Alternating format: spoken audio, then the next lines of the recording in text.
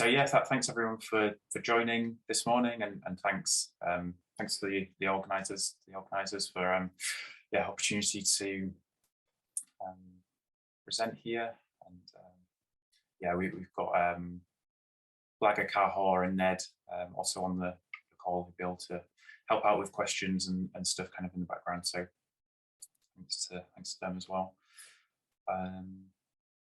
We'll also say that although I'm sort of presenting this today, it's been a lot of work for the whole of the data science team. We're quite large now. A lot of people have worked on this package internally. It's been going for quite a number of years internally, and we thought it was at quite a good place. So we decided to open source it.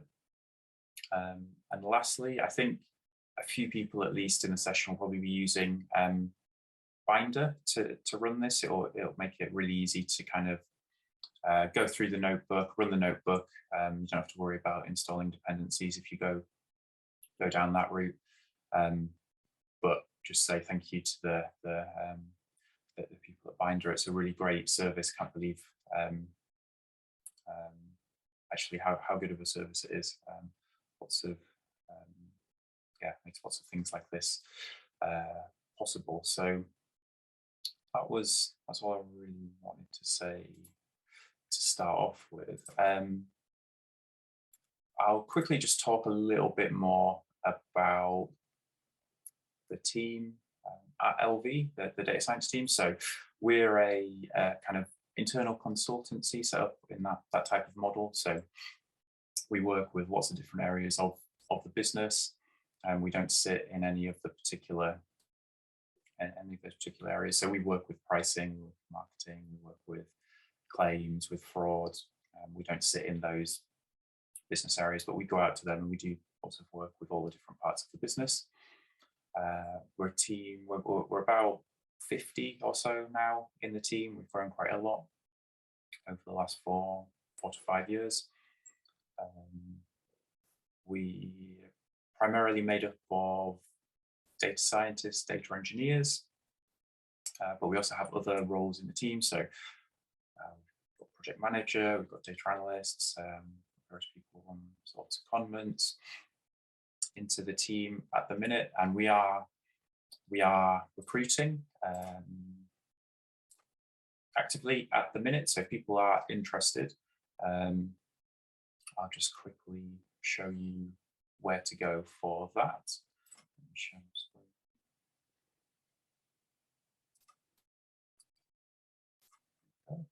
See that if you are interested, if you just search for LVGI jobs.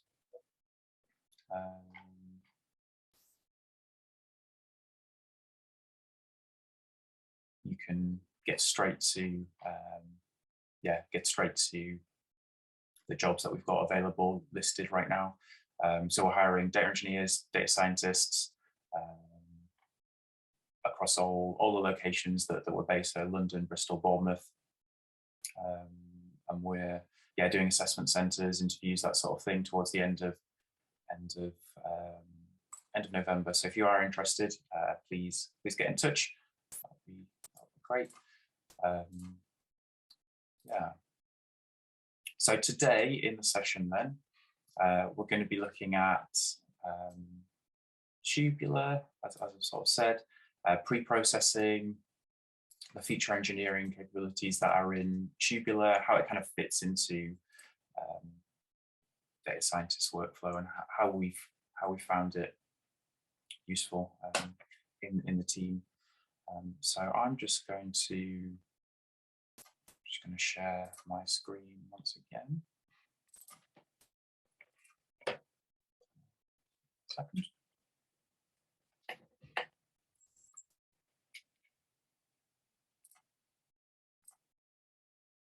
we are. So this is the repository on GitHub. If you search for LV gig on GitHub, or just Google that, you'll find our organization, and then you can get into the repository from there. So this is the source code for Tubular. The documentation, which might be useful for you to refer back to or take a look at as we're going along, is available here. It's on Read the Docs. There's a link up there in the top right. So we've got documentation on here. Probably going to be mostly interested in the actual API documentation for the transformers that we'll be looking at. And as well as that, package is also available to install from PyPI.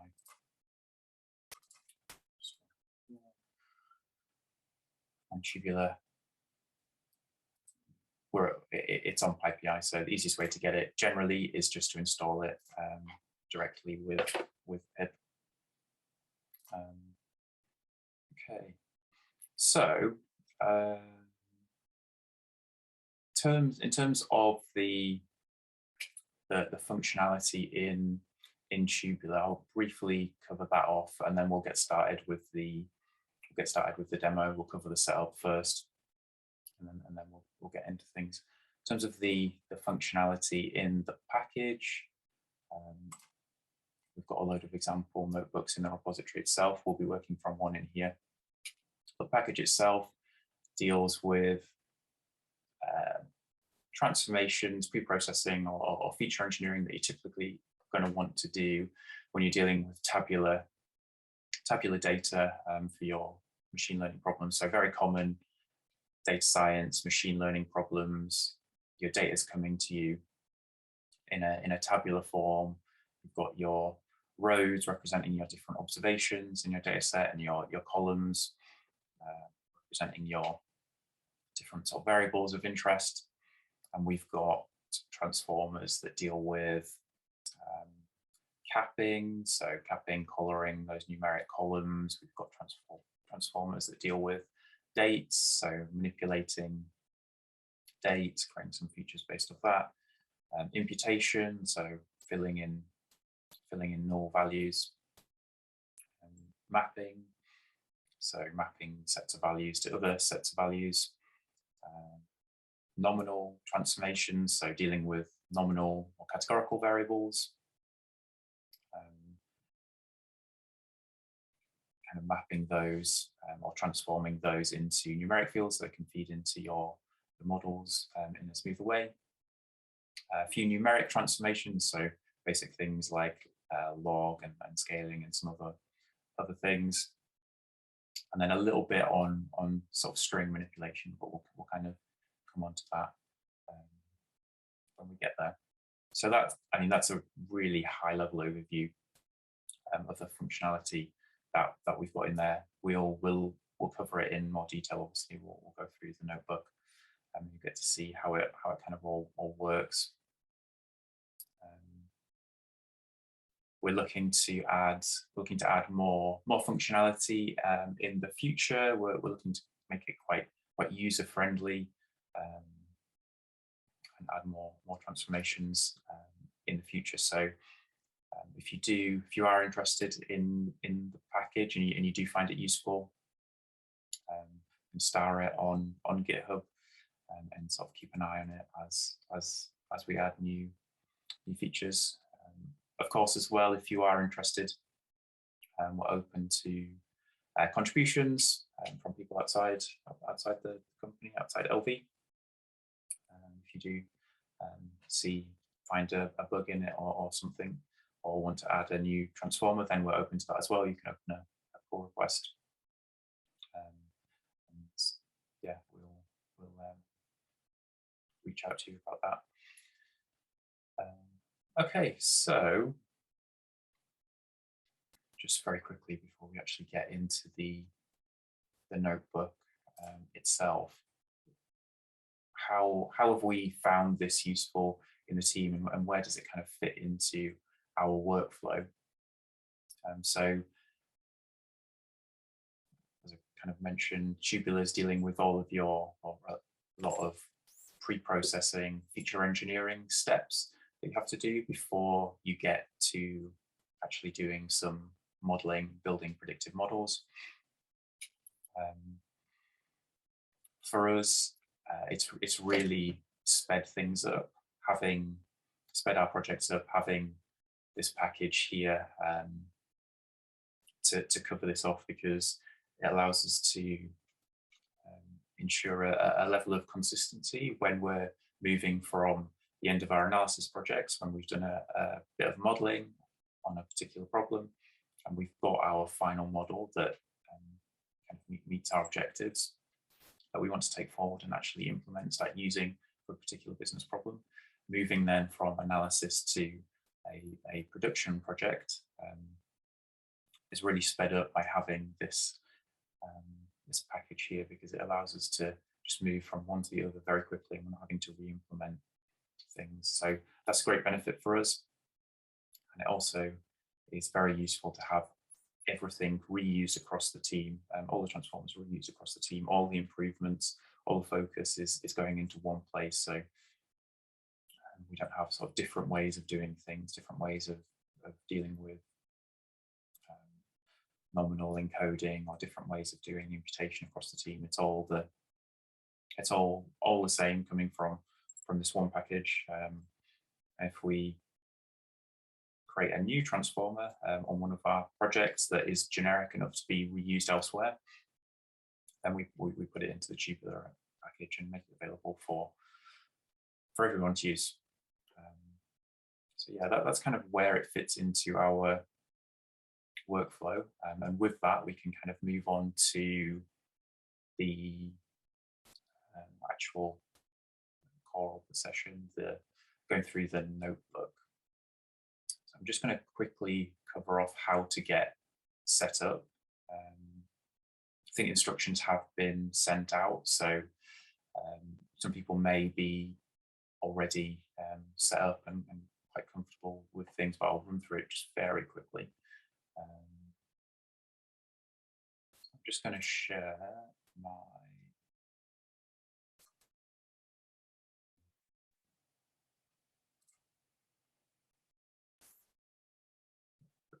hopefully you can see that. I should be sharing my VS Code screen now, coding environment. So hopefully everyone has managed to clone the repository from GitHub. That's kind of the starting point. If you're going to work on your own machine, this is kind of relevant to you. This will show you how to set up the environment. If you're not going to do that and you're going to work on in a binder session, which I'll show you how to do once I've just quickly run through this, then you don't have to worry about this. It'll be very straightforward for you. If you are, however, going to work locally on your own machine, then just pay attention to this. So hopefully you've installed Conda and running the Conda command in your terminal. That will return some information, but basically that's showing you that you've got Conda installed successfully. So that's the first big step. Hopefully you've downloaded Anaconda or Miniconda, and when you type in the Conda command, you're getting something back. You're not getting something back that says command not recognized or something like that. So you've cloned the repository, you've got Conda installed, kind of ready to get started and create the Conda environment that we're going to be working on. So it's going to have our version of Python that we want, and the package dependencies that we're going to need for this workshop. So the command to create your environment is conda env create. You need a -f, and then you're going to want to refer to the environment file that we've put in the examples Data Science Festival workshop folder. So we can just refer to that, Data Science Festival workshop. YAML. So that's conda env create -f and then the name of the file. And that is going to take just a minute or two, because it's going to go off and it's going to download the specific versions of the packages that we've got listed in this file. Don't have versions listed on these, which is a little bit risky. So you'll just be getting the latest version of all these packages. Tubular being obviously our package that we're going to be focusing on today. We're also going to be working through a Jupyter notebook. So we've got Jupyter in there, and we need matplotlib for a little bit of visualization that we're going to do too. So just give that a second to create your environment. It's a little bit slow on my machine.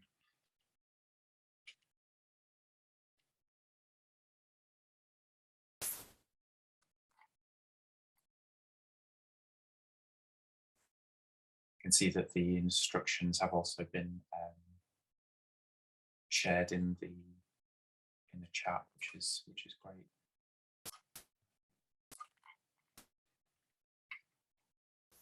Okay, just going to give this a second. There we go. It's all run through.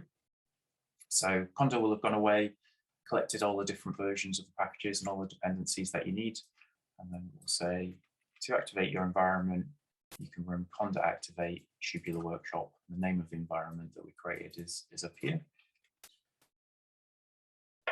So you can just activate your environment called tubular workshop in the so in your terminal to the left of the sort of prompt. You'll see we've now got tubular workshop there in brackets, which means we're working inside that particular environment.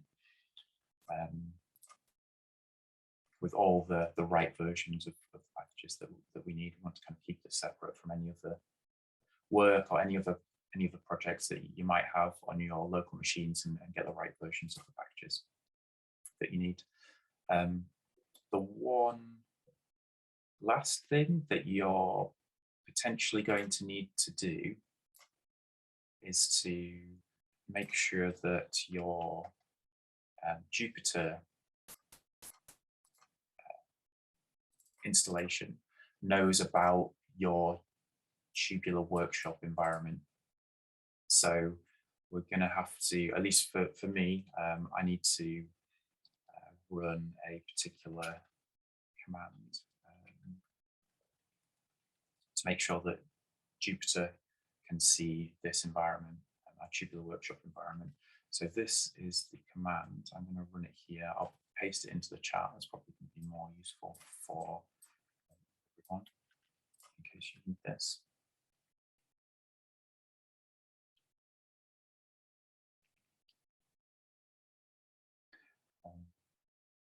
So yeah, this is just installing something so that Jupyter knows about our new Python environment that we've just created. So let me put that in the chat just in case anyone needs it. Hopefully that has gone out. And then what we can do is just run Jupyter Notebook, Jupyter-Notebook. That will start up our Jupyter session. And I think what I've got to do now is actually share my desktop, because we're also going to be looking at Firefox. Okay. Hopefully you can see Firefox. Please let me know if you cannot. But running Jupyter from command line in here, that's just opened up our Jupyter Notebook session. In here, you can navigate into examples, into Data Science Festival Workshop, open up the demo notebook.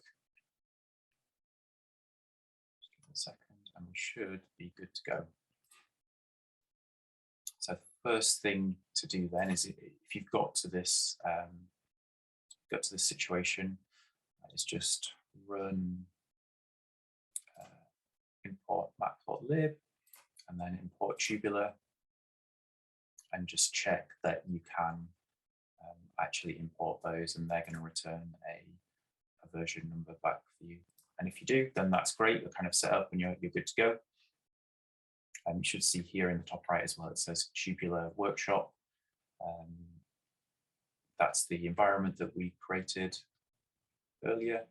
If you're not seeing Tubular Workshop in there, then you can click on kernel, go to change kernel, and select the right Python environment. Mine is being quite slow today on my machine. There we go. So good to go locally. The other option in terms of setting up or running, stepping through this notebook in the workshop is to head on back to the GitHub page. And if you just scroll down to the README, you can click on this this little shield here, which says Launch Binder.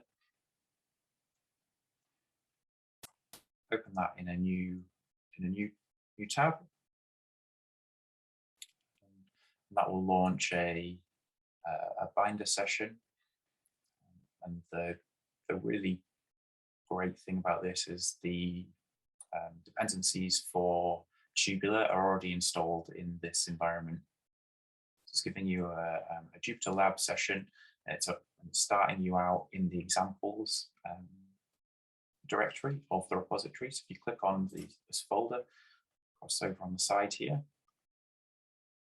you can see we're in our examples folder in the repository. You're not working directly in this repository. It's a clone of it on a different machine, so don't worry about that. Going to Data Science Festival Workshop and open up the demo notebook, and you should be good to go. If you are working in Binder, just make sure you run this first cell here, because matplotlib, which we will need for some of the visualizations later, it won't be installed in this session by default. So just make sure you run this first, and that will go away, and it will install matplotlib into that environment. And when you run this, we are getting matplotlib back. We're getting Tubular back as well. So hopefully everyone is on 0.3.1 of Tubular as well. If you're not, then just do a pip install of the latest version of Tubular to get up to that. So I'll just take a second there and see if we've got any questions. Is anybody having any issues getting set up?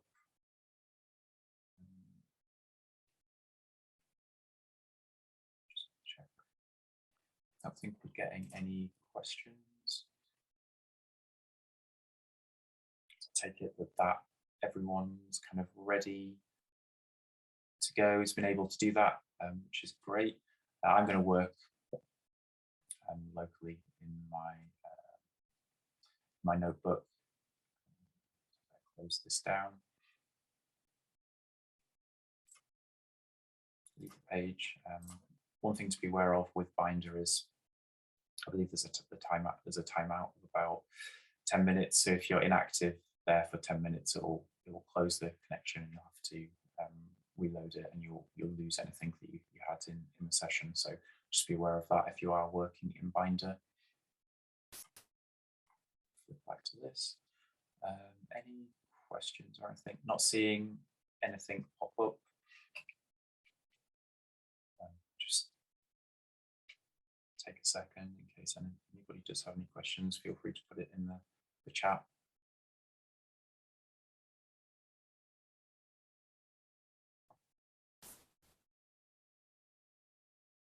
No, okay, take it as everyone's good to go.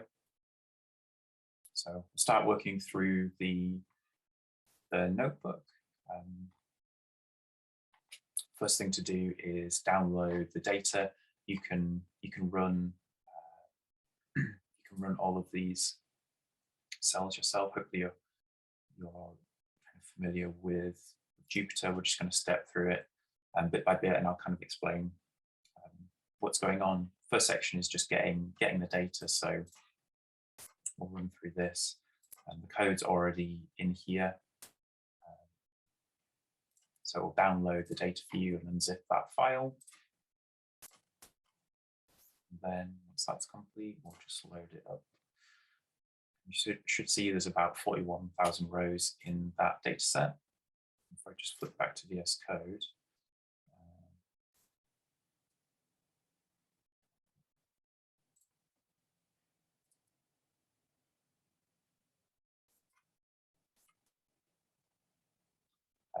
you'll notice in here we've actually downloaded the zip file and we've zipped it, but we've done all of that through this little snippet of code up here. So you shouldn't have to be manually downloading that data set. Of course, you can if you want to, but this will do it all for you and load it up. So about 41,000 rows for us to work with, 21 columns. I'm just going to click open the documentation. So this is just a fairly straightforward data set to kind of demonstrate functionality that we've got in Tubular.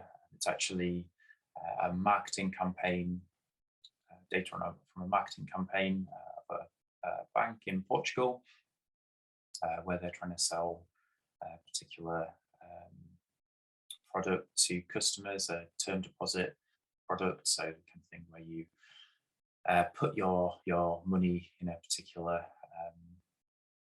account for a fixed amount of time, and you'll get a certain return on that. So it's marketing campaigns when they're ringing up people trying to sell them this particular product. Down here we've got a load of information about the different variables that we've got in the data set. So you can have a look at this information about the individual that they are ringing up, information about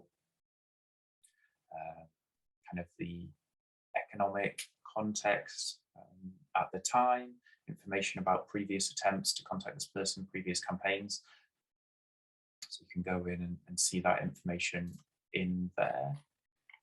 We'll go through the data in a bit more detail. But next in the notebook, we're just going to do a little bit of tidying up of the data first off, just before we get into anything. So we're going to map the response, which is the Y column. So we're going to map that from a yes, no to a not one. Just have a look at the data in here. We've got our response Y at the end. So this is yes, no, has that person, has that individual purchased that product after the bank has run them up. So we're just going to convert that to a not one so that we can use that numeric response in our models.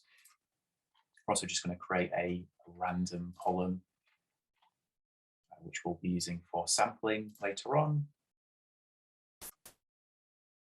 And then finally, we're just going to separate out our response from our explanatory column. So we're going to pull out this Y column into a separate variable. So we've just got Y by itself. And then we've got all our explanatory variables that we could potentially be using for modeling. We've got a sample column, which is a random number on the end that we can be using for sampling. You'll notice here as well that we've dropped duration. So this particular column is the duration of the last contact with that individual. And it's very, according to the documentation, it's very predictive if you put that into the model. So you can imagine if you're having probably a longer conversation with someone, you're probably going to know that you have actually been successful in selling that product to them. And additionally, that information would not be available prior to the event. So it's kind of leaking some information that you wouldn't have in reality if this was a sort of a real problem. So we're getting rid of duration as well. Remove that from the data. We don't want to leak that into our models and make them look better than they should be. So we've got rid of duration as well. So this is our data here now. With our explanatory variables, age, we've got the type of employment the person's working on, marital status, education, various other things about their sort of what products they may have had already, the time at which the contact was happening, and yeah, various numeric features about the economic context at the time at which this was happening. So that's the data. Hopefully everyone's following along, managed to get to this point.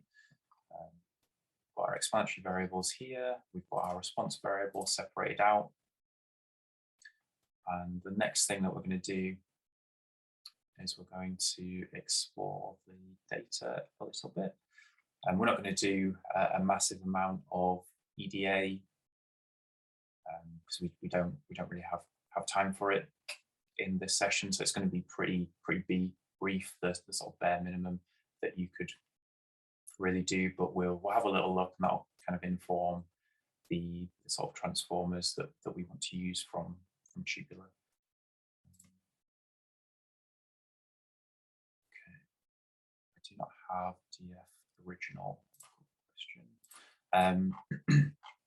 So if you don't have DF original, I'm wondering whether you might have an old version or the previous version of the notebook if you took it from the repository before this morning. So we updated this notebook this morning into the repository, so the latest version has only really popped in here right before the session. So if you cloned it, say last night or something, you'll probably have got an old version. But if you go back to the repository on GitHub, you can get the latest version. Get the latest version from there.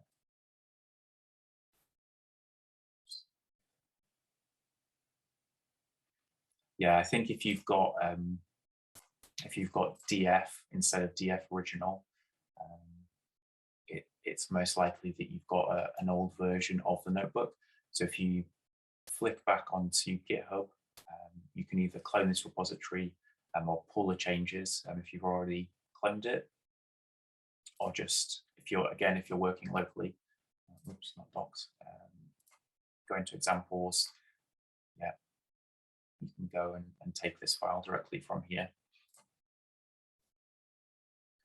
If anybody is having issues getting set up, then I will say Binder is a very easy way just to get into the environment and launch the notebook with the dependencies that you need with the latest version.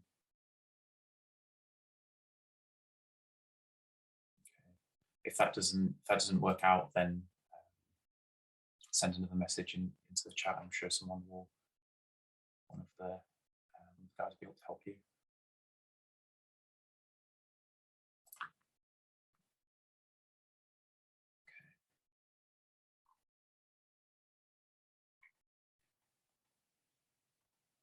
So let's have a little look at the data. I'm just going to copy the original data. Might be changing things as we go, modifying the data sets. So just want to keep that original one there so we can refer back to it, keep taking a copy of the original if we need to. So first thing we're going to have a little look at is the response, just to get a feel of the data and the response rate. So we've got about an 11% response rate. So we're not super balanced in this problem, but we're not super imbalanced either. So we don't have to worry too much for the purposes of this demo, really, of looking at some kind of some techniques that could deal with the imbalance. We're okay here to keep going with this. I mean, we've picked a data set that's purposefully quite straightforward to get going, just to demonstrate the functionality. So 11% response rate. So most of the time we're not, in this data set, we're not actually making a sale of these particular financial products.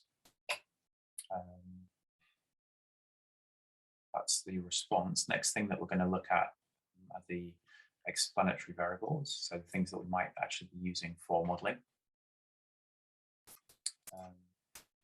And yeah, the other thing that I'll say is, in this notebook, usually you would have all of your imports at the top of your script or at the top of your notebook.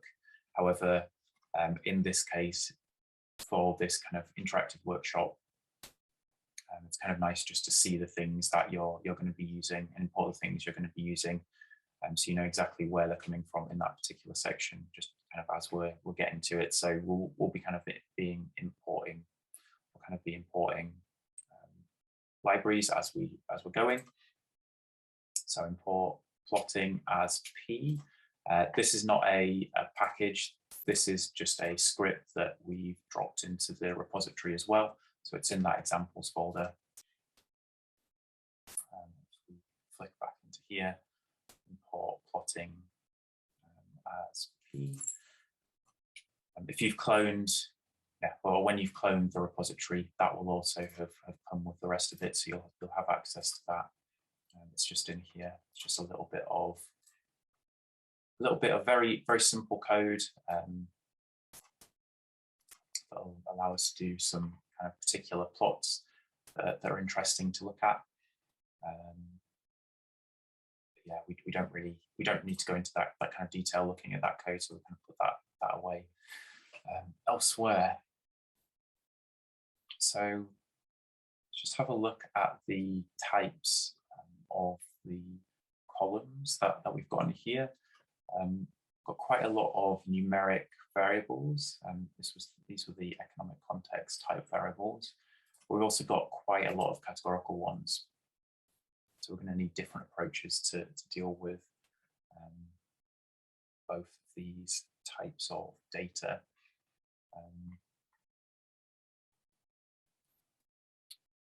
What we're going to do now is just consider the numeric ones, the numeric columns and the categorical columns separately. And for that, for the purposes of these plots, we're just going to add our Y column back into our data set, slightly confusingly, and then we'll take it out again. But just for these plots, we're going to add it back in. So if you run these few cells, what should happen is you should get a load of plots of the numeric variables that we've got in our data set. We'll go through this in a bit more detail. What we've got here, what the code in the plotting script that we just imported up here, what it's doing is it's looking at our numeric fields, numeric columns, and we're actually bucketing up our numeric columns into 10 bins. So like a histogram, we're bucketing up that numeric column into 10 buckets. And then what we're doing is we're plotting the count of the number of observations in each bin and the average response, so the average Y or the average response rate in each bucket. So if we look at age here, we can see that for sort of moving from the sort of lowest ages into the sort of middle range, the response rate is dropping. Then you've then got quite an interesting increase in the response rate for the higher age groups. Quite a significant increase from the sort of middle age range. Just noticed some questions in the chat. So I'm just going to have them.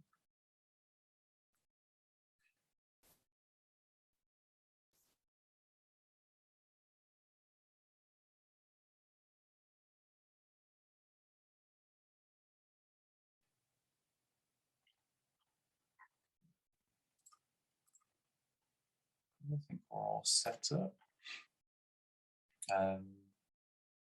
So if we just scroll down through this, you can get a bit of an idea, start to get a bit of a sense of the data, which is a really useful thing to do when you're getting into a particular problem or a project. Obviously going to need to understand the data. We're just going to briefly look at these one-way summaries of each of our explanatory variables. So we've got our numeric columns bucketed up here.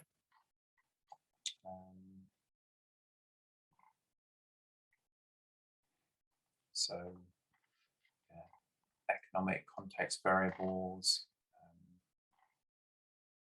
Scroll through this, have a little look, and this is going to kind of inform any treatment of these variables that we might want to do. So we can have a look through these. We've also got our sample column in there, but don't worry, that's just been picked up because it's numeric. Next step then is just have a look at the categorical ones. So pull out our categorical variables, and for these ones, they're already essentially bin, so we don't have to do anything special. We don't have to bucket them up. They're already kind of bucketed, as opposed to the numeric ones. So again, we can just have a look at the response rate and the counts in each one of these buckets. So we've got job. We can see that student actually has the highest response rate here, although there's not a lot of data comparatively in the student level, which is kind of interesting.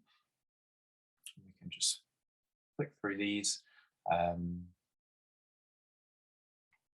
have a quick look at what's going on. Marital status, education. Has the individual defaulted in the past? Do they have a housing loan? Yes, no, unknown. They have another type of loan.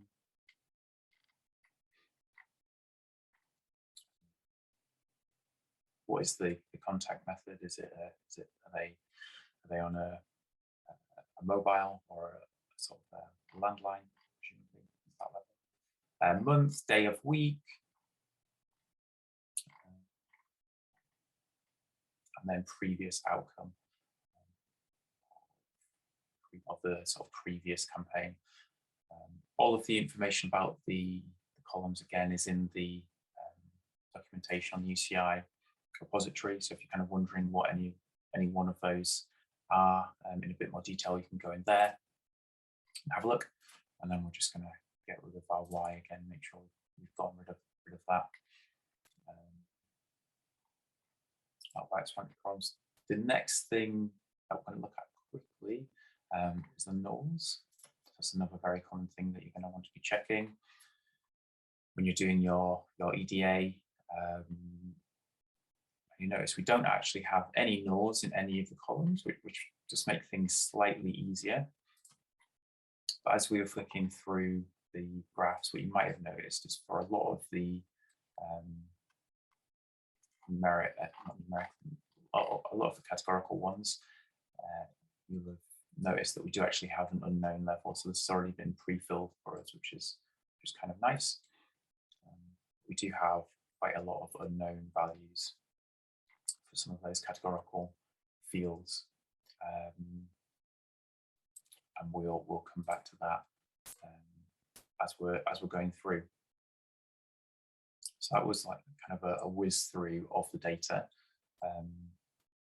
I'm now actually going to look at some of the transformers that are in Tubular and how they will kind of help you solve solve the kind of pre-processing issues, the pre-processing steps you might have to take before we actually get into modeling. So I'm just going to import here a load of all the different transformers that we're going to need. And we'll go through each one of these in a bit more detail. So first thing is capping. We're going to have a look at that applied to the age variable.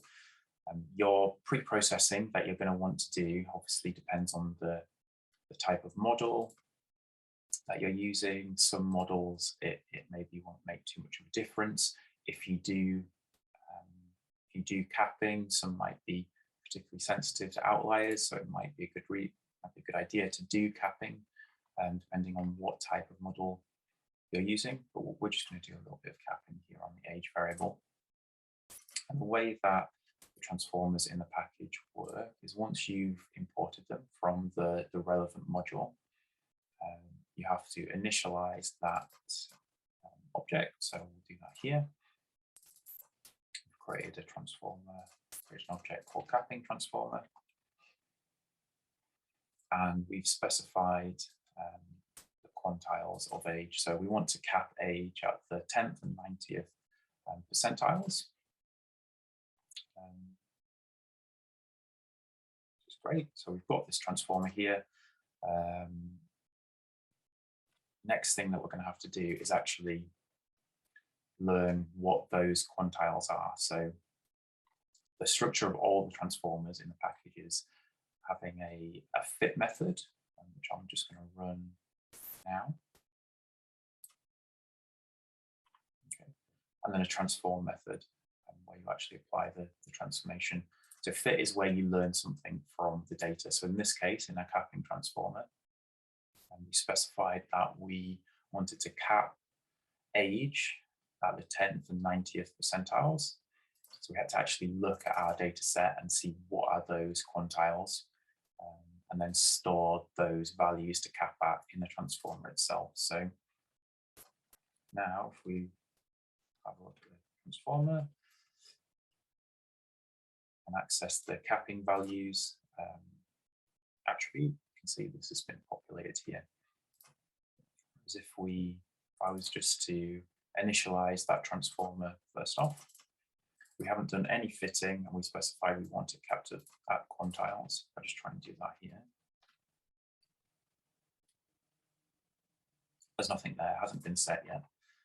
You can initialize this transformer and just hard code, just set some values that you already know you want to cap at. So you can alternatively use it by specifying the capping values yourself. But for us here, we're just capping it at these specific percentiles. So we're fitting on our data set DF, we've passed that in, and we've learned the values of these particular quantiles that we want to cap age at. Next step then is to actually apply the transformation to our data. So let's run our transform method here, and this is going to return a modified data set. So we're assigning the output of this to df2. Just going to run that.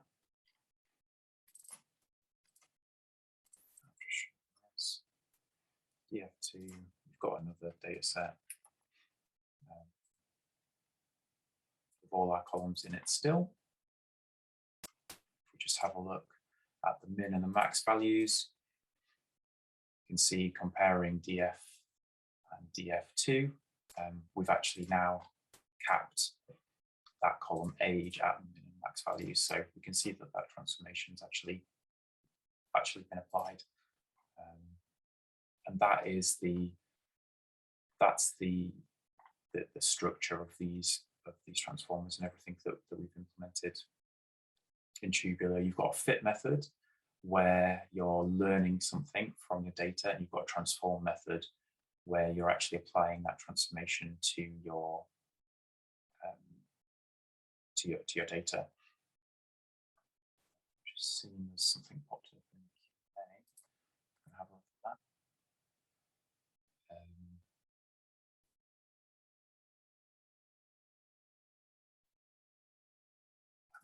I'm gonna come back to that question.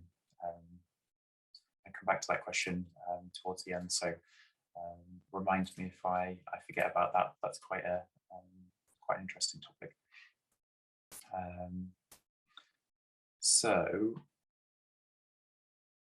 that's the capping transformer. Then quite straightforward. We did have to actually learn something from our data. So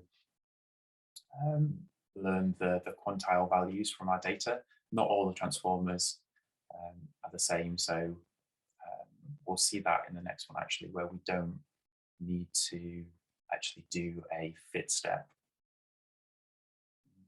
The next one is next one we're going to look at is the cut transformer applied to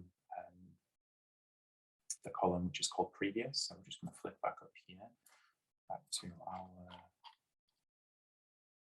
plots.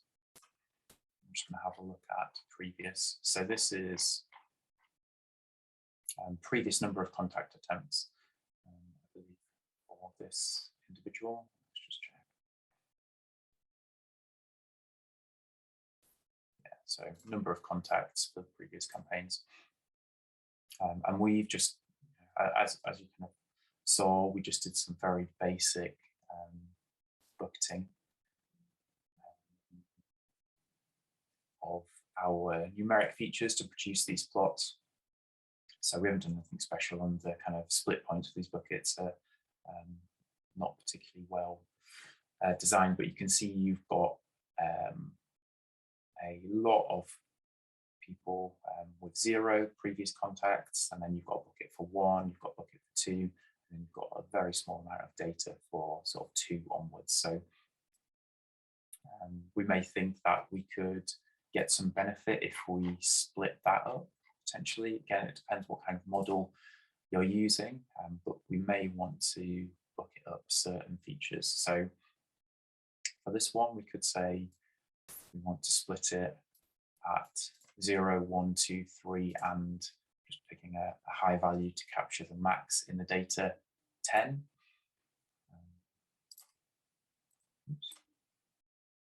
We're going to run that. We've initialized our transformer. We've got that object. There, and we can, again, if we wanted to, we can kind of inspect this object and look at these attributes that we've set. This particular transformer is just wrapping around the pandas cut method, so it's using all the same arguments as pandas cut. So if you just have a quick search for pandas cut and find the documentation for that, you can see all of the different arguments that you can use with this transformer here. And we can just pass in those arguments that we want to pass through to cut, to the pandas cut method here, and then go on and transform our data. So for this one, we've sort of preset, we already knew that we wanted to bucket it up at these split points. So we're not learning anything from our data. We already know that we want to split it at 0, 1, 2, 3, and so on. So we don't have to do a fit method. We can just go straight into our transformation. So if we do that here, bucketing transformer.transform, df2, we've got a new data frame, and we'll just have a look at the counts of that new column. Yeah, so we've split it up into 4 buckets, and I've got put those counts in each one. So that's one of the transformers that we've got. Deals with discretization, so splitting your ordered features into buckets.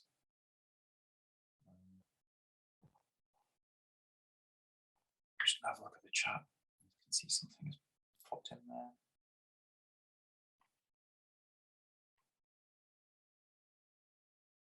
Okay, just saw that we got a question in the chat. Is it linear regression? So for us, we haven't got onto the modeling yet, kind of just more demonstrating the functionality in the package, and it kind of, like I said, it depends what model type you're using as to what transformers you'll want to use, how you want to do that pre-processing. If you're using some sort of linear regression or GLM type model, then this sort of discretization is probably one of the ones that you're going to more likely going to be one of the ones that you're wanting to be using. That's right.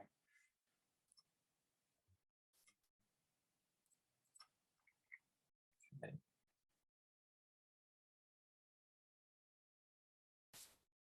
So next, we're going to look at the transformer that we've got that deals with strings. So this transformer comes from the strings module. Just follow the docs. If you want to, you can go into here and find out all the information about how, all of the documentation about how that transformer works. Alternatively, you can just help object, and you'll get the same thing. So all the documentation in there. If you're kind of stuck, I need to look something up. But we're just going to initialize this transformer again. What this transformer does, is it allows you to use the pandas series string methods. So rather than us kind of writing our own versions of every single method that's in pandas,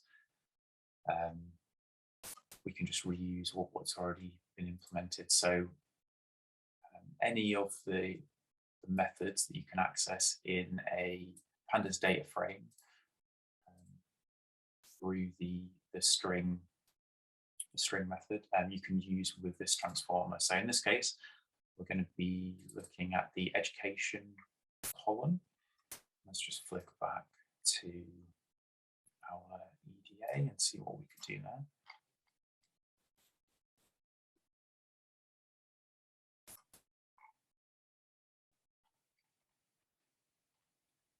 So here's our education column. It's giving the sort of maximum education that's been attained by that individual. So high school, professional course, basic education. One thing that we could try and pull out from this column is we could try and make a grouping or an indicator that tells us whether the individual has completed just basic education or whether they've gone higher. So try and separate those into two groups. And one way that we can do that is using the string transformer. So we're going to be using we can use the find method, and we can look for that text string basic in that column. So if I just Google pandas string find,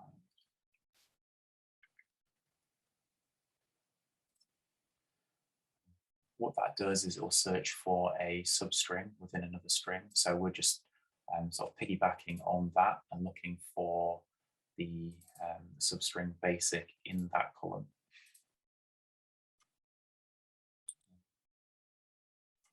Initialize that transformer. Again, we don't need to learn anything from our data with this particular example, so we can just go straight away and transform it on our data. And then have a look at this new column that we've created, which was basic _ education. And you can see we've separated those out into two groups.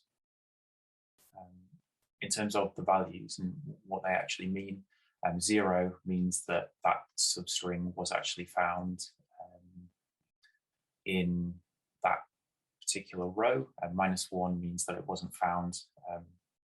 In fact, this function, it will tell you the starting position where that substring was found, but for us, basic was always at the start, so we're always starting from index 0. So we've created a new column, which is just identifying basic education or not. We've been able to use the series string methods, or the find method in particular.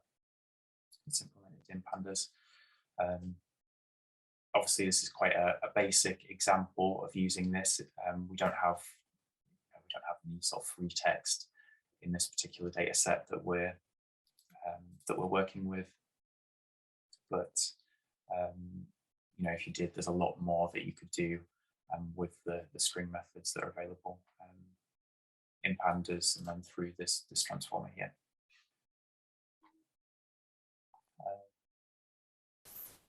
Okay, just noticed some questions.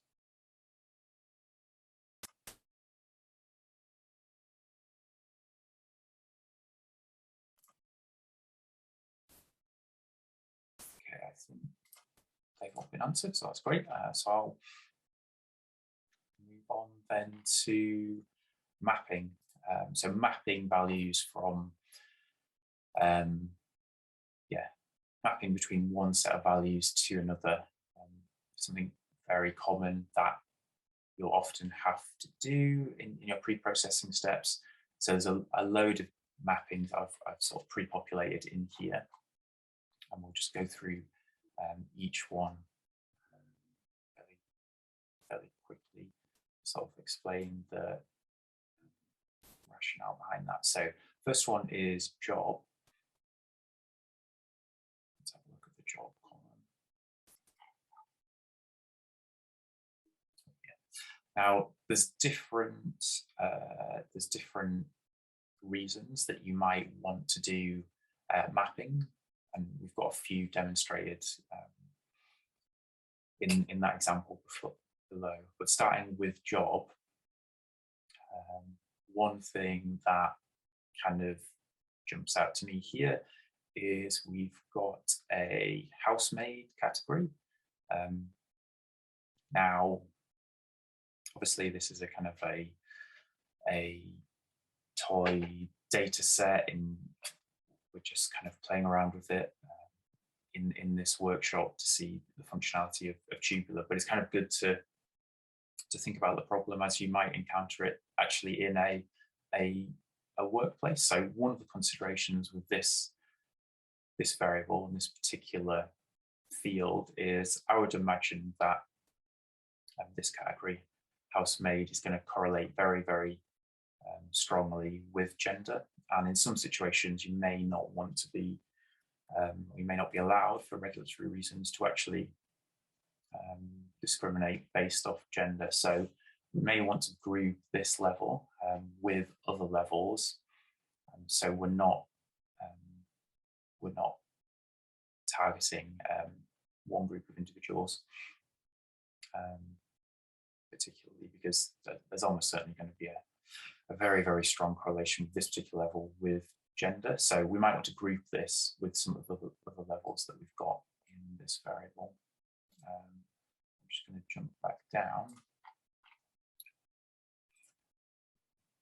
So for this case, you know, we can pick some other levels. What I've actually done here is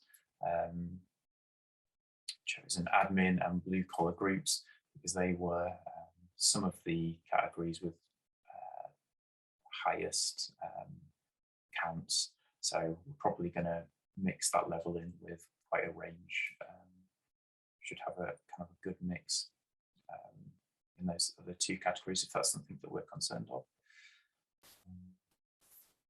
So that's job. That's kind of one reason that we might want to do mapping. education variable next. Let's have a look back at this. So education,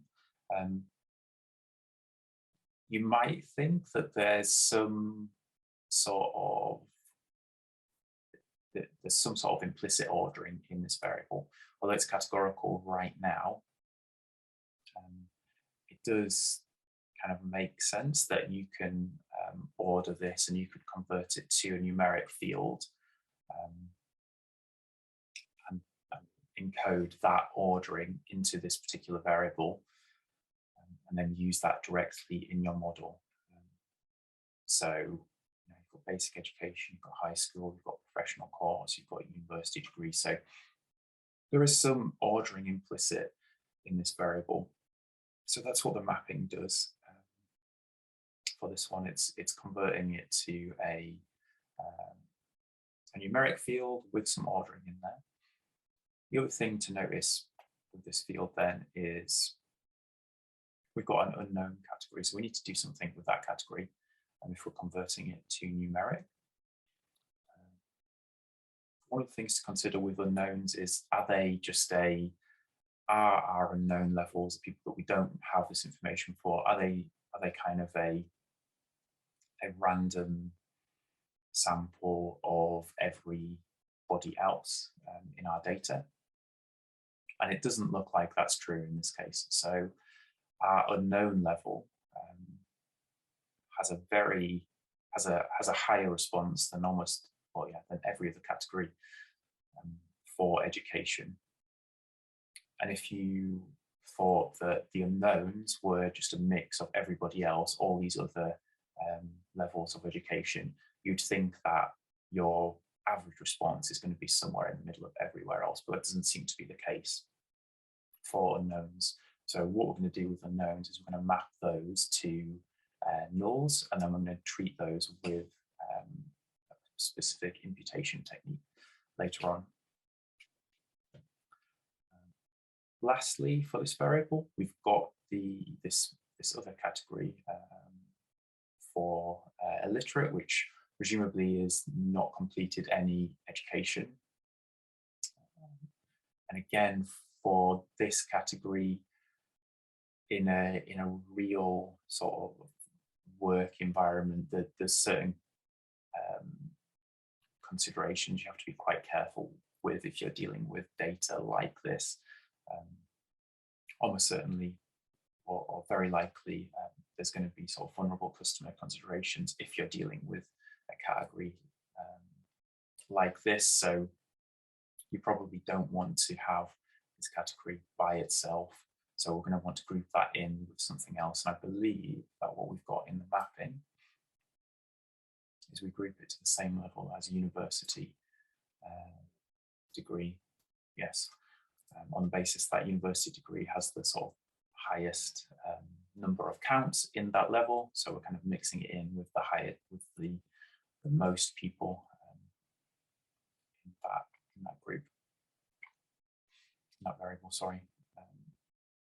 Other mappings that we're doing, pretty straightforward. So for the default housing and loan columns, I'm just going to map those to numeric fields, so 0, 1 indicators.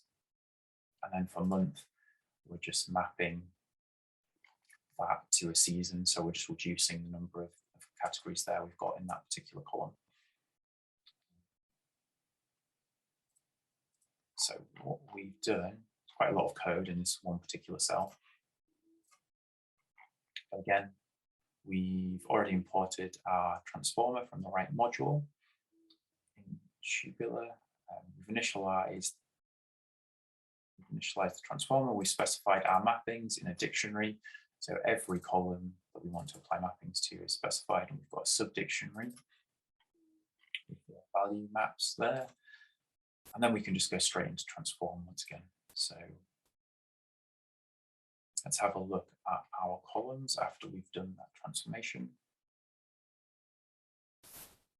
So for job, we created a new category called new group, where we group together admin, blue collar, and housemaid. For education, we turned it into an ordered numeric field. So we can put that directly into our model.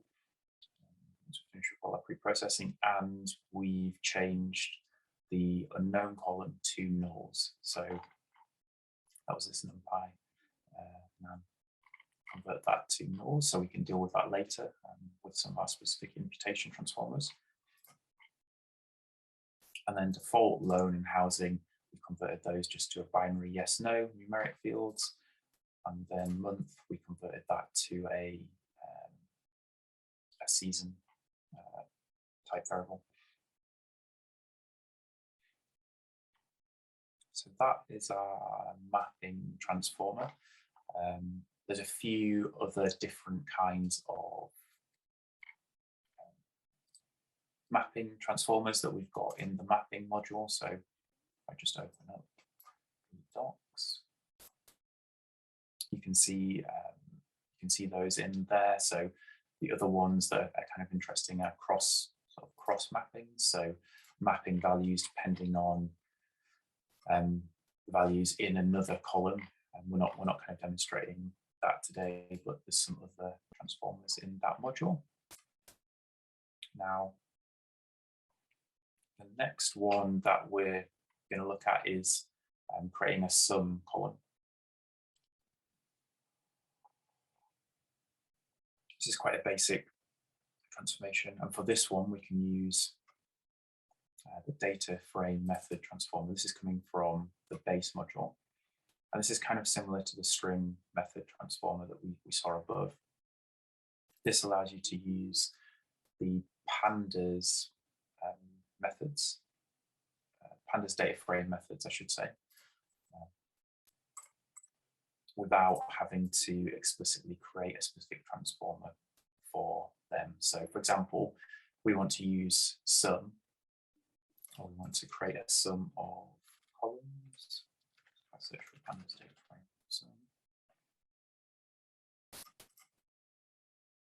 See handily that already exists with pandas. There's already functionality to some columns or rows. In fact, there's some rows as well in pandas. So we don't really need to write our own transformer to do that. We can just piggyback off the back of that and feed it through. So in this case, we specified our new column name. We specified the pandas method that we want to use, the columns we want to apply it to, and then any keyword args to pass on to pandas sum. This transformer, I mentioned, it allows you to use any of these pandas data frame methods. So in the docs, you can see there's a huge amount. They're not all going to be applicable or useful, but for example, less than, greater than, those kind of operations, sum, power,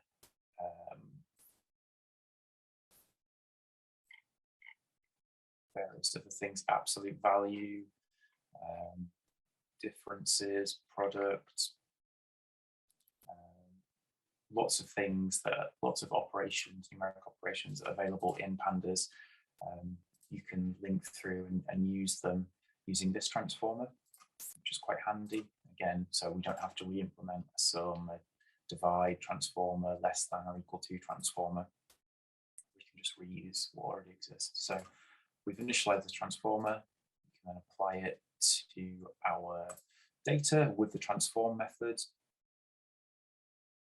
And then let's have a look at this new column that we've created called sum. Just a few values in there, not 1 and 2. So we've summed up the loan, housing, and default columns. If you remember, we converted those to numeric in the previous step, so we're able to sum them now. We obviously couldn't do that before if they were categorical. Moving on then, we're going to look at imputation. So for the education column, actually, I'm just going to pause a sec. I've seen some questions.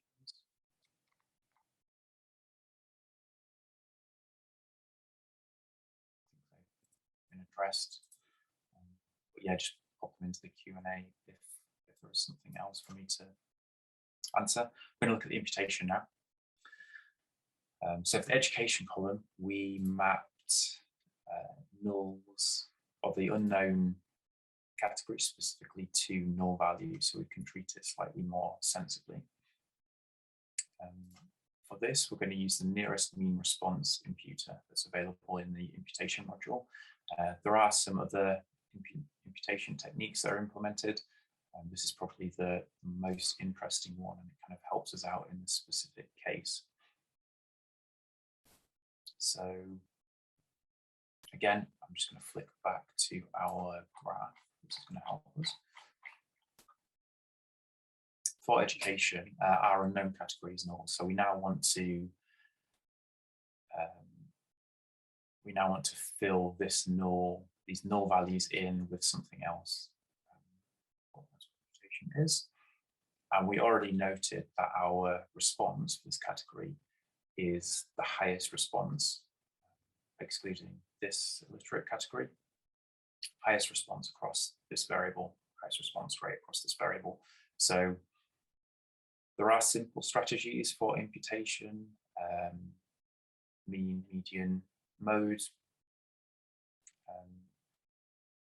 But in this case, what we probably want to do, because it doesn't look like this category is really an average of all the other categories, it's not a random sample of everyone else, we probably want to group this category with another category that is most similar to it in terms of the response rate. So in this case, unknown is most similar to the university degree level. In terms of kind of preserving the distributions of this variable when we go into modeling, it probably makes most sense to try and group this with the category that's most similar to it, which in this case is university degree. That's kind of what we want to do with that one, and the nearest mean response imputer allows us to do that. So we'll initialize the transformer, say we want to apply it to education. We have to do a fit here, so previous transformers, we didn't have to do that. But here we are going to fit. We need to learn something from our data. We're also passing in our x and our y. So previously when we did a fit, we only passed in our x, which you can do. But here we're also going to pass in our response, our y, because this transformer, it needs to look at our response. And that's the general syntax for a fit method, is you've got an x, we pass in your explanatory columns, you've got a y where you pass in your response. So we fit that, and that has learned some values based off our training data. If we then look at the transformer, look at the impute values attribute, which has now been set, you can see that education is now being mapped to the value 7. If there's a null value in the education column, that will be mapped to the value 7. And if we refer back to our mappings, 7 was the value that we specified for university degree. So it's kind of worked out. It's worked out how we wanted it for us. And we didn't have to specify that level specifically. That was learned from the data based off which value, which non-null value had the closest response to our null values. And so we're effectively grouping that in together. We do our transform, and just check we don't have any nulls in that column. Right. So the last thing to look at is treatment of nominal variables. And once we've gone through this, we'll take a little break, 5-10 minute break, and then we'll come back and we'll go through the rest of the notebook. One thing that's useful to do when you've got nominal columns, particularly when you've got a lot of levels, is group together those categories or levels that don't appear very often. If you've got categories that aren't appearing very often, they'll be quite volatile, so you probably don't want to be putting them directly into your model. It can carry quite a lot of noise, and they'll probably distract the model from more real trends that you're wanting to capture. So here we're specifying the columns we want to apply to, cutoff percent in terms of the number of observations that are in there. So we're going to say cutoff below 5%, treat anything with less than 5% of records in as rare. We'll do our fit. That will identify which categories are above 5% cutoff, and if any categories do not fall into those levels when we do transform, they'll be grouped into a new category, which by default is called rare. We can change the name of that level if you want to. In docs. Also got one hot encoding in the package, as you might expect. So this is converting your categorical columns into binary indicators, the different levels that are in there. So again, specify the columns. So we want to drop our original columns, fit, and then transform. Straightforward.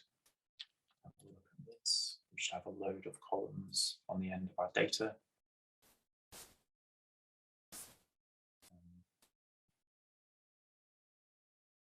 So we've got all our one hot columns right on the end there. Pretty straightforward. If you've got a low number of categories, this is a good one to use, because you're not increasing the number of columns dramatically. And then finally, in terms of nominal columns, we'll demonstrate the mean response transformer on the job column. So this converts a categorical column to numeric based off the average response, the mean response for each of those categories. So again, we need to do our fit method. We need to pass in our response here, our Y column, along with our explanatory variables, and then transform that categorical job column into numeric, where each level is replaced by the average response in there. And that gives that column some ordering and allows you to directly use it in some particular kinds of models. Some models obviously can deal with categorical variables directly, but some will not. So that's the mean response encoder. I'm conscious we've been going for quite a while now, so I think what we'll do is we'll have a just under 10-minute break. So we'll come back at 10:35, and then we'll go through the rest of the notebook. The rest of the notebook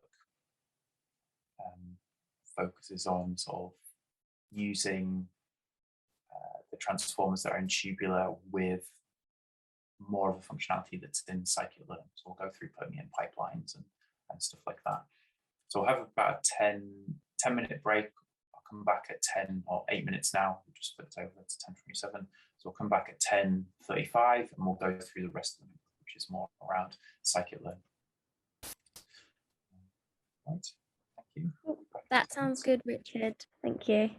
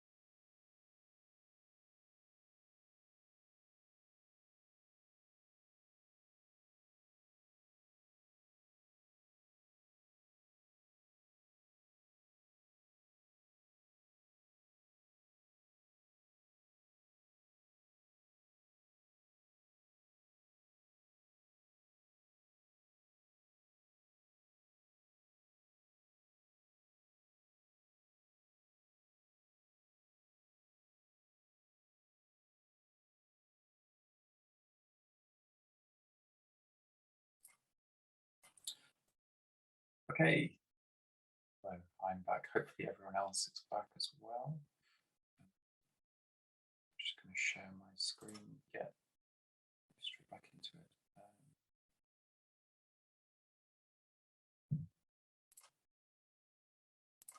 Go. So I'll actually take that question that we had pop up in the Q&A earlier, which was around dealing with variables that change over time, and it's quite an interesting topic, and there's a lot there. Can get you into quite a lot of trouble if your features are changing through time. And the first thing to do is to actually evaluate that change, just identify which features are changing, so you can either do that visually, producing similar plots to what we had above, but sort of splitting by time. You'll be able to identify changes either in the sort of just raw distribution of that variable, or changes in the variable in combination with your response. You can also use different sort of statistical tests to measure those changes in distribution if you want to do it a bit more rigorously. And there's quite a lot there in that space. If you kind of look around for sort of data drift, you'll find quite a lot online in that particular area.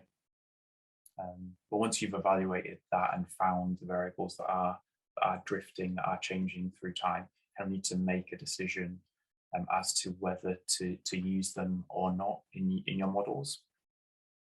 So it really becomes a case of trying out what you want to use, making sure that you go through your pipeline model building exercise, evaluate that model, but evaluate it on a future period of time, so that you can incorporate that change in the data, the drift in the data, and it's going to be incorporated into those kind of evaluation metrics that you produce, and then you can start tweaking specific transformation steps, redoing your evaluation, going through all the way to the end, build your models, evaluate, and then seeing which ones are not really working out, or which ones are hurting your performance if they're changing through time. So hopefully that has answered that question. And now we'll move on to second half of this, which is more around how you're going to be using the transformers in the package in practice. So they integrate nicely with scikit-learn. We obviously just went through 8 or 9 different transformers one by one, and it's quite arduous to do it in that way. So you'll very much be wanting to put your transformation steps together in a pipeline, in a scikit-learn pipeline. You can find the documentation there. This is very, very useful because it allows you to keep all your transformations in one place, in one object, apply them to different samples very easily. So we were just working with our whole data set all the way through and feeding it from one step to the next. It's quite a pain to write that all out. But a pipeline allows you to stick together multiple transformers in order, and then run the same operations, but for that group of transformers, again, in order. So the order is important. This one, capping transformer, is going to be applied first, and then after that, this cut transformer. So this is the syntax, or one of the ways that you can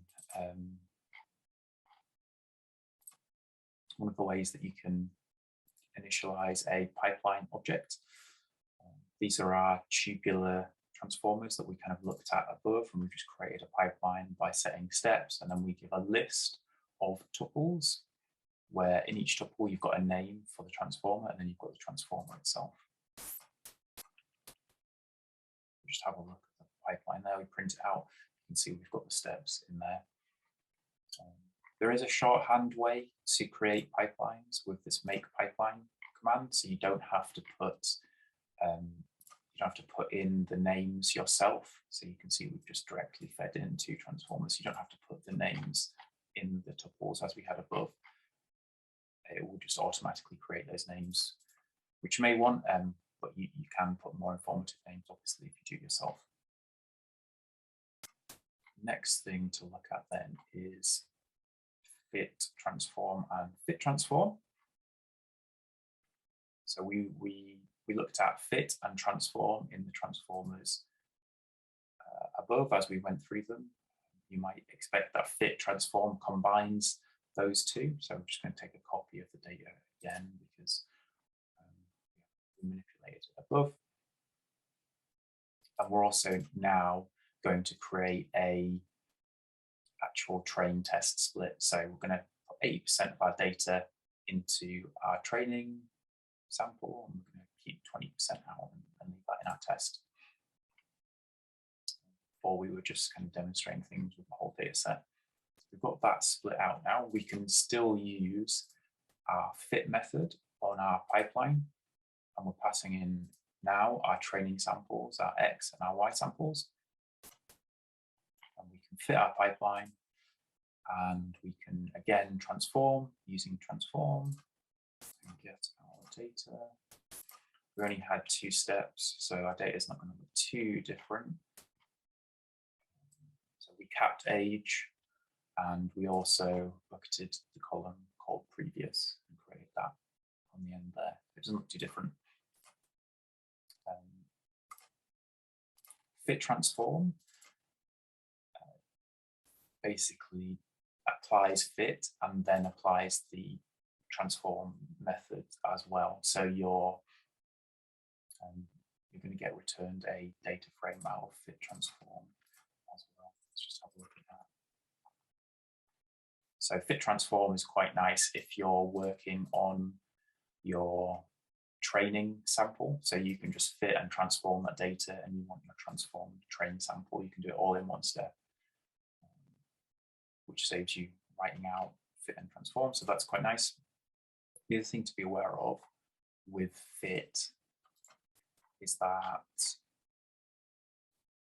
in actuality, what it's doing is it's applying the fit method of each transformer in order, but it's also doing the transform method for all steps except the last step, because the order is important in this pipeline, right? So you want to do your first step before your second step, but you wouldn't want to say transform, do something with this transformer, but then have this transformer be applied to the data without this transformer having been applied itself.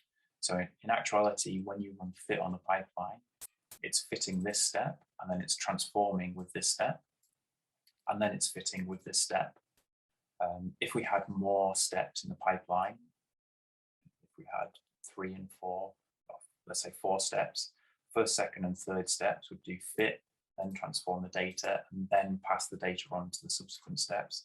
And only the last step, the 4th one, would be doing the fit.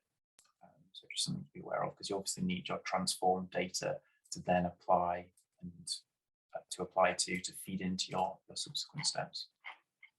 So just be aware of that. And if you find that fit is actually taking a little while.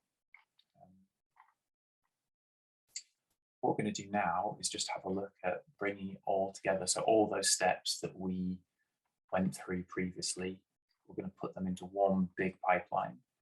And so I've just pulled out the mappings that go into the mapping transformer into the own cell, just to make it a little bit easier to read.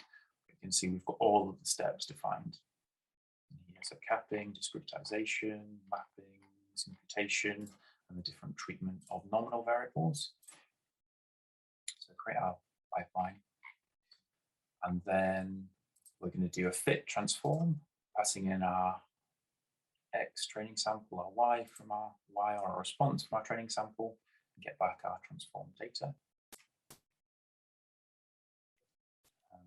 we've got a few warnings here, but nothing to worry about. So capping transformer is telling us that we didn't actually set any quantiles here. So we used capping values to preset where we wanted to cap at, and that's just saying it hasn't done anything in the fitting step. About that. And we've also got a depreciation warning from scikit-learn, but nothing to worry about right now. What is handy here is this printout of the timings of each step in the pipeline, and you get that by adding the verbose equals true argument when you create pipeline object. So that's very handy. Obviously, we're not dealing with a lot of data, and they're pretty simple transformations, so I'm very quick to run through those steps. Next thing I'll show you is persisting pipelines. So you're probably going to want to reuse your pipelines after they've been fit, so you're going to want to persist those somehow, and the way to do that is through joblib, so we can just import that there. We can dump our pipeline 2, which was this one above, into a pickle object, and you'll see that you have a pickle pipeline _2 pickle object in your directory. You can reload that and then keep using that pipeline again, so you can persist it between different sessions, which is useful. The other thing that I wanted to show you was visualizing pipelines. Again, this is functionality that's coming from scikit-learn, because Tubular's works nicely with scikit-learn. You can use all of this functionality when you're using pipelines that contain tubular transformers. So we're just going to import some of these libraries, this estimator HTML wrapper function. And what that will do is it will return a HTML representation of your object. So if we just run it here, very nice to look at, a load of HTML.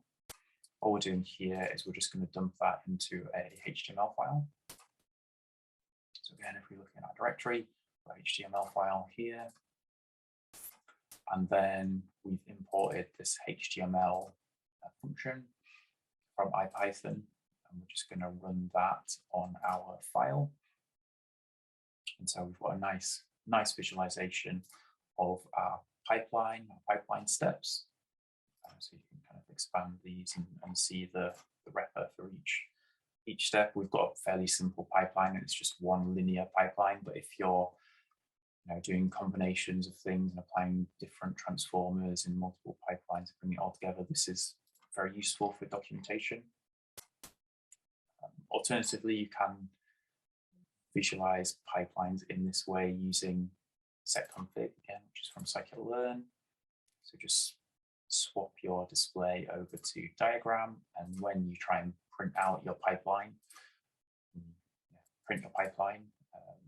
now you're getting that HTML representation, and you can flick it back to text, and you will get the previous representation that you had before when you print it out. So that was a bit of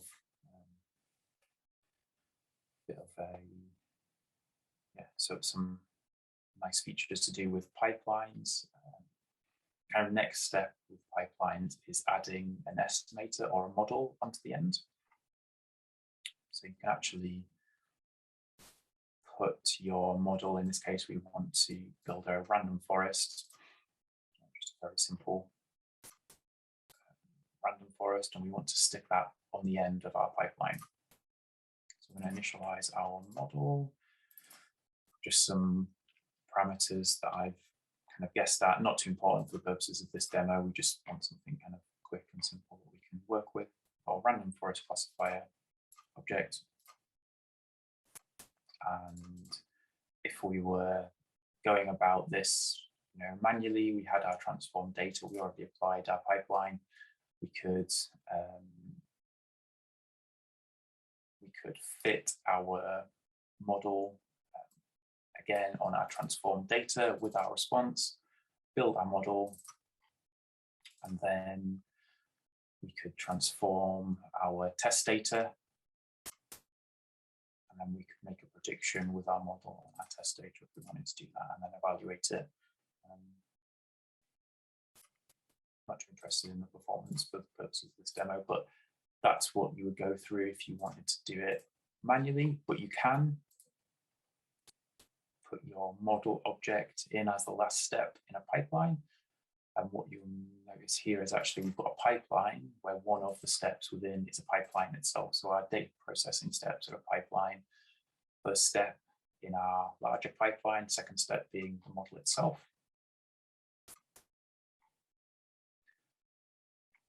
What you notice here is that we can do a fit again, so fit on our trained data. And print out the steps, telling us how long each one is taking, fitting the model at the end. And then what we can do is we can actually predict. Again, calculate our metrics. Should be the same score as above, pretty sure it was. Yep.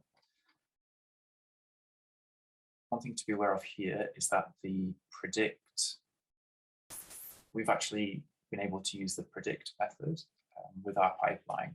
So because we've now got an estimator or a model as the last step of our pipeline, we can now use the predict method instead of using the transform method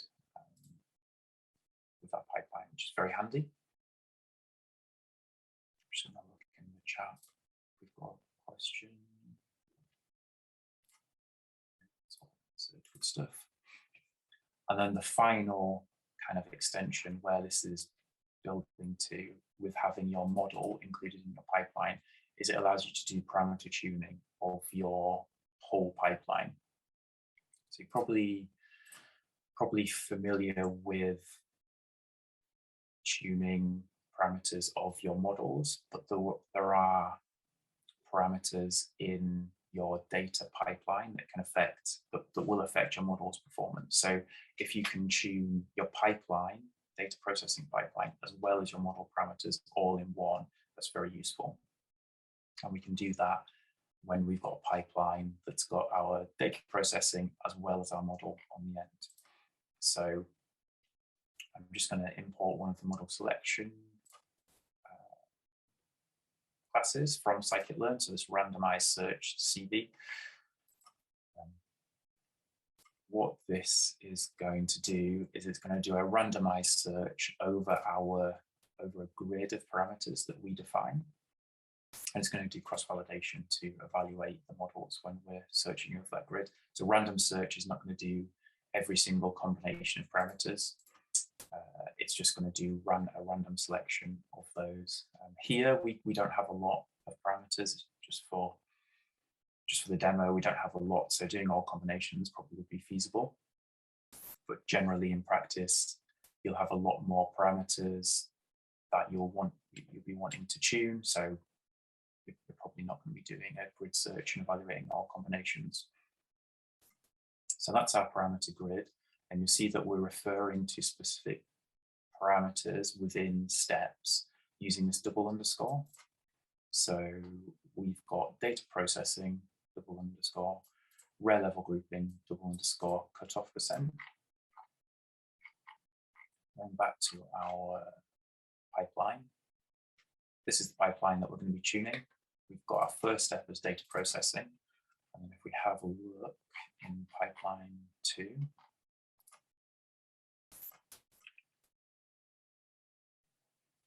got a number of steps.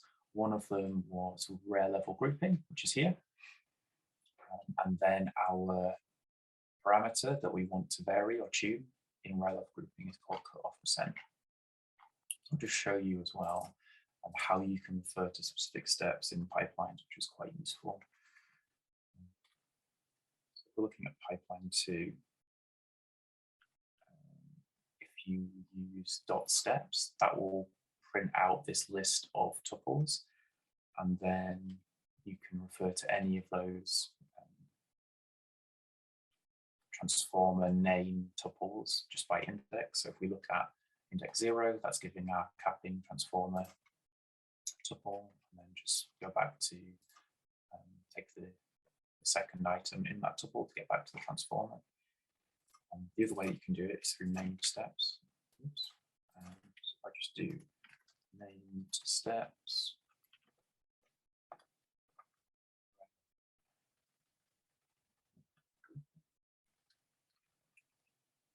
That's getting straight to our transformer, and then parameter or argument attribute on that transformer. Convert that way. So double underscore is how you refer back to specific parameters that you want to tune. We're not doing a lot here, we're only doing some very, very limited tuning.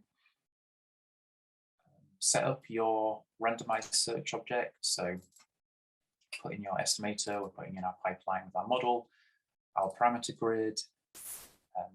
Handily, we can put in a scoring metric here. How many cross-validation faults do we want? Initialize that object. And then we can hit fit on that. It may take a little while by machine. Just to run through.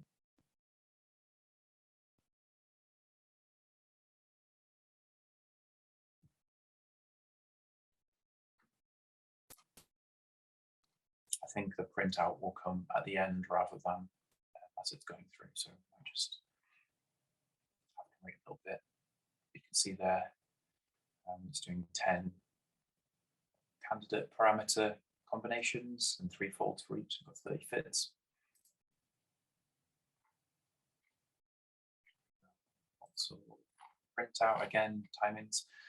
You can see our best parameters from that grid search there, and then we can use the predict method, generate predictions with our best parameter combination, and then evaluate the predictions again. I mean, we haven't really done a lot of tuning here, and it's very limited, so we're not too interested in the score that we're coming out, but just to demonstrate the functionality that's available. Yeah, when you put your model or your estimator in your pipeline as well, you can obviously go through that whole pipeline, build the model, evaluate the performance, and then change the parameters, and go around in that sort of circle and tune them. So that is the end of the demo. Hopefully it's given you kind of an idea, an overview of the transformers that we've got in Tubular, and some of the nice sort of functionality that it links in with scikit-learn, and that's really how we use it when we're using it internally. It's very much within pipelines, and they're very good constructs for keeping your code and your work organized and clean, and applying your transformers to different samples and preventing sort of leakage. So that's very much how we're using our transformers when we do our projects. So I'd just like to open it up then. Are there any other questions that people have got? Well, it's about 2 hours, so we're kind of pretty much on time. Any questions before we finish it off? Just stop sharing.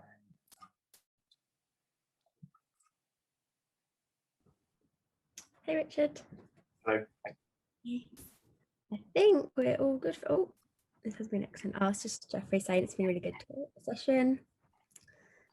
Cool. I don't think we have any more questions. Just check Q&A. Oh, one's just come up. What problems do you typically apply Tubular to? So we use Tubular across pretty much all our projects, and unless there's something very specific that we can't. So so if we're dealing with a lot of free text data, or if we're dealing with image data, then we've got other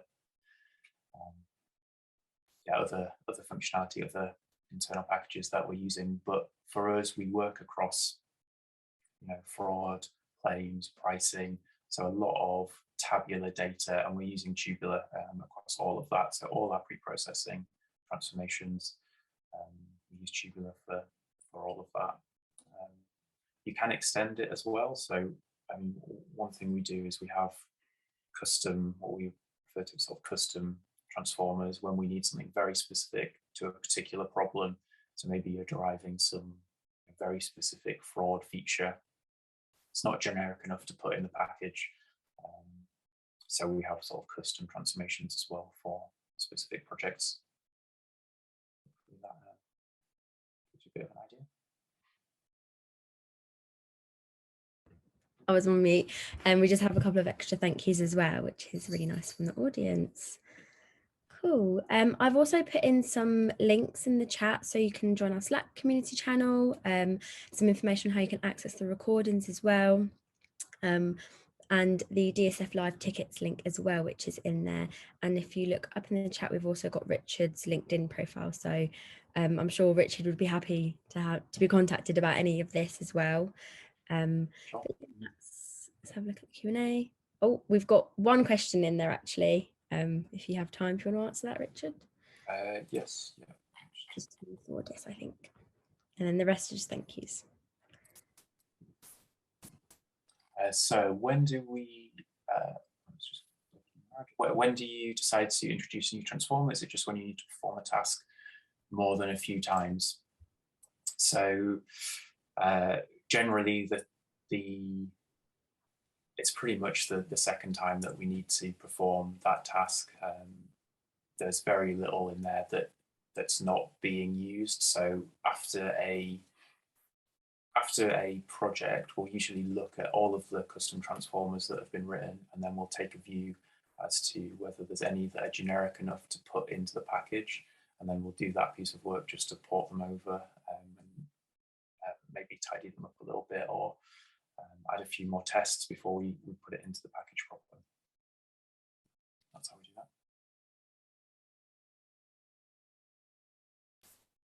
Oh, I don't know if I think again. Reads again. Yeah, I think that was the rest of the questions. So thank you so much, Richard, for the session, and thank you to the LV team for putting everything together, and on the back end as well for helping out. It's been a really great session, and we hope to see you all next week for some more. All right, great. Thanks a lot. Have a nice rest of your day, everyone. Thank you. Thanks, Bye. guys. Bye. Thank you, everyone.